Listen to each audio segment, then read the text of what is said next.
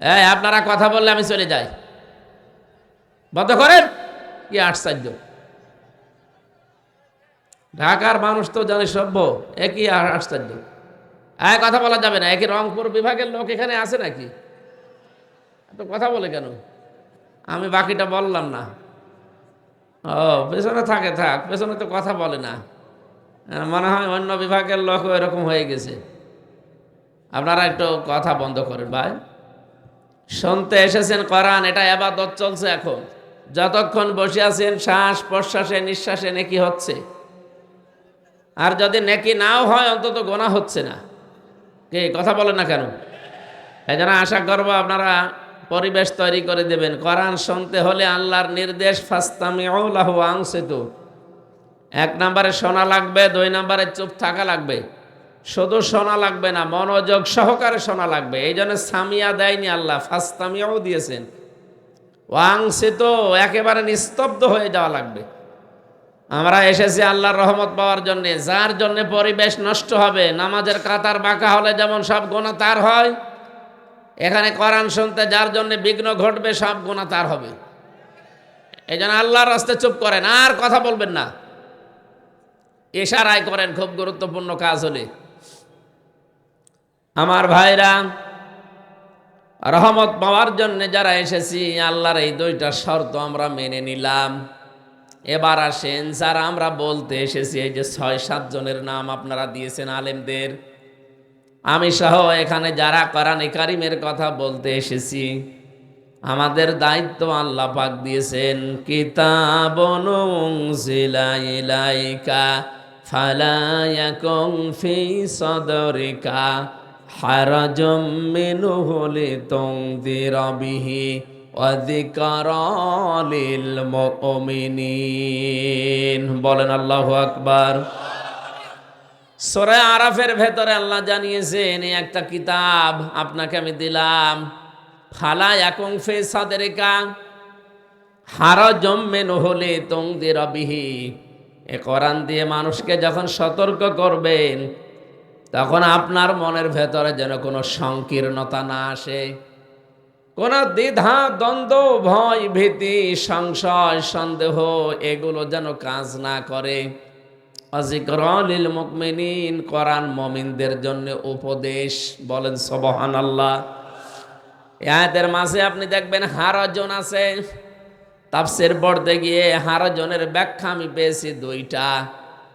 1 নম্বরে, হে নবী, কোরআন যখন প্রচার করতে যাবেন, তখন দেখবেন অনেক মানুষ আপনার বক্তব্য না বোঝার কারণে তারা মন খারাপ করে রাগ করতে পারে। এরকম মানুষ দেশে নেই? এরকম মানুষ দেশে ছিল আগে, এখন নতুন নতুন কিছু তৈরি হচ্ছে। ডক্টর মিজানুর রহমান আজহারি শুধু ইঙ্গিত দিয়েছে, কারো নামও বলেনি, যে একদল খেয়ে গেছে আর একদল খাওয়ার জন্য রেডি হয়ে আছে। অনেকে মন খারাপ করে বসে আছে। 48টা নিবন্ধিত দল, কারো গায়ে লাগলো না। আপনার গায়ে লাগে কেন? আপনি কি খাওয়ার জন্য রেডি হয়ে আছেন? জনগণ তো বুঝে ফেলছে।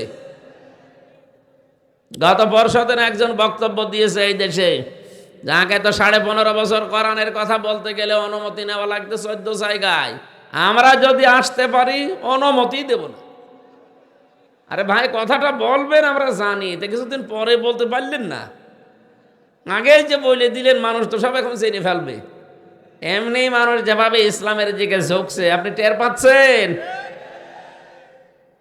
গত পরশুদিনের বক্তব্য তারেক জিয়া সাহেবের, যে জনগণ যদি একবার আবার খেপে যায়, কিসের নাম নিয়ে চলেন আপনি? বাবার নাম পর্যন্ত ভুলিয়ে ফেলবে জনগণ। এই জন্য আমরা সাবধান। আপনি আন্তর্জাতিক জরিপগুলো লক্ষ্য করবেন। আগস্টের 5 তারিখের আগে, ঢাকার মানুষ তো শিক্ষিত মানুষ, আগস্টের 5 তারিখের আগ পর্যন্ত বাংলাদেশে 100 জনের মাত্র 15 জন চাইতো এদেশে কোরআন কায়েম হোক। কয়জন? মাত্র 100 জনের 15 জন। আপনি জানুয়ারি মাসের জরিপ খেয়াল করেন, ভয়েস অফ আমেরিকা এবং আমেরিকার গোয়েন্দা বিভাগের সংস্থা যতগুলো কাজ করে বিশ্বে, বিশেষ করে মাইক্রোসফট, সব খ্রিস্টানরা চালায়, ইহুদিরা চালায়। তারা 257টা দেশের রিপোর্ট দিয়েছে।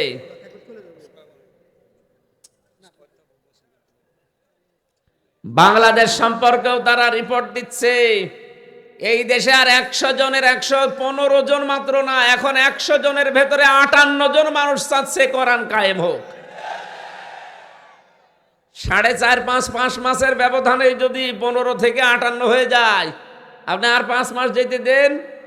আমার মন ডেকে বলছে এদেশে 100 জনের 100 জন মানুষ চাইবে এদেশে কোরআন কায়েম হোক। গত কয়েকদিন আগে আমিরে জামাত ডক্টর শফিকুর রহমান হাফিজাহুল্লাহ উনি গিয়েছিলেন গাইবান্ধা। ওখানে ওনার আগে একজন হিন্দু পুরোহিত ঠাকুর বক্তব্য দিয়েছে। উনি বলছে এই দেশে যদি কোরআন কায়েম হয় আমরা সবচাইতে বেশি নিরাপদে থাকবো। টের পেয়েছেন একটা হিন্দু পুরোহিত ঠাকুর যদি কথা বলে, বাকি মানুষের অবস্থান কোন দিকে? এই জন্য উনি ইঙ্গিত দিলেও আর আপনি বুঝে ফেললেন যে না আমাকেই বলছে, আপনি এত বড় জ্যোতিষী, আমার হাতটা দেখি বলবেন তো কি হবে সামনে। সুতরাং এই জ্যোতিষীগুলো আমার মনে হয় একটু থামা দরকার, নয়তো ক্ষতি হয়ে যাবে আপনার জানে। আমরা বলতে চাই কোরআনের কথা শোনার পরে না বুঝে যারা মন খারাপ করে, ওই জামানায় ছিল, এখনো আছে, ভবিষ্যতেও থাকবে। আমরা যেন তাদের ভেতরে পড়ে না যাই। দ্বিতীয় নম্বর, হারজনের ব্যাখ্যা পেয়েছি আমি। আবহমান কাল থেকে অনেক মানুষ এই দেশে এবাদত মনে করে ইসলামকে অনেক কিছু, অনেক নিয়ম নীতি নিজেরা বানিয়ে ইসলাম বলে চালিয়ে দেয়, অথচ ওইটা ইসলাম না। হে নবী, আপনি যখন কোরআনের তাফসির করবেন, তাফসির মানে খুলে ফেলা, উন্মুক্ত করা। এই পরিবার, সমাজ এবং রাষ্ট্রে, এই পৃথিবীতে যারা আবরণ দিয়ে নিজেদেরকে ঢেকে রেখেছে, জুলুমের আবরণ, শিরিকের আবরণ, কুফরির আবরণ, সর্বোপরি বেদাতের আবরণ দিয়ে তাফসির করলে যেহেতু আবরণ খুলে যাবে, জাতি তখন টের পাবে এটা জাতির সর্বনাশকারী। এই কারণে ওই মানুষগুলো তাফসিরে বাধা দেবে। এই জন্য এই দেশে আমরা দেখতে পেয়েছি ইসালে সাওয়াব হয়, কোনো বাধা ছিল না। অরস শরীফ হয়, কোনো বাধা নেই। অরস মোবারক হয়, কোনো বাধা নেই। 63 দিন চলছে নবীর জন্মদিন মৃত্যুদিন পালন করা, কোনো বাধা নেই।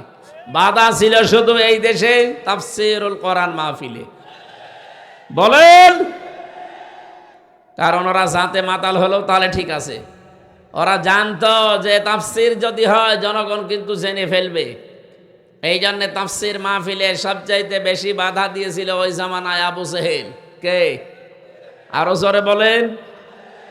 রব্বুল আলামিন ওর কথাটা কোরআনে কোট করেছেন। আল্লাহ পাক জানাতে চেয়েছেন আবু জেহেল হয়তো 1500 বছর পরে বাংলাদেশ নামক একটা দেশে থাকবে না, কিন্তু ওর পেতার তারা থাকবে। আবু জেহেল যা করেছিল কোরআনের সাথে, ওর পেতার তারা ঠিক তাই করবে। ওরা ওই সময় বলেছিল ওয়াল গাউফি, শোনা তো যাবেই না। কোরআনের আয়োজন হলেই সেখানে হট্টগোল করে, মারামারি গন্ডগোল করে বন্ধ করে দাও। লাআল্লাকুম তাগলিবুন, আশা করা যায় তোমরা বিজয়ী হবে। আবু জেহেল খুব ভালোভাবে জানতো যে আমি যে চেয়ারে বসে আছি, চেয়ার অবৈধ। কথা বলে না কেন? আবু জেহেল চেয়ারে বৈধ ছিল না অবৈধ ছিল? এই জন্য আমরাও চাই 15.5 বছরে যারা চেয়ারে ছিলেন আপনারা কিন্তু অবৈধ, আপনারা নিজেরাও জানেন, কারণ আমরা আপনাকে ভোট দেইনি।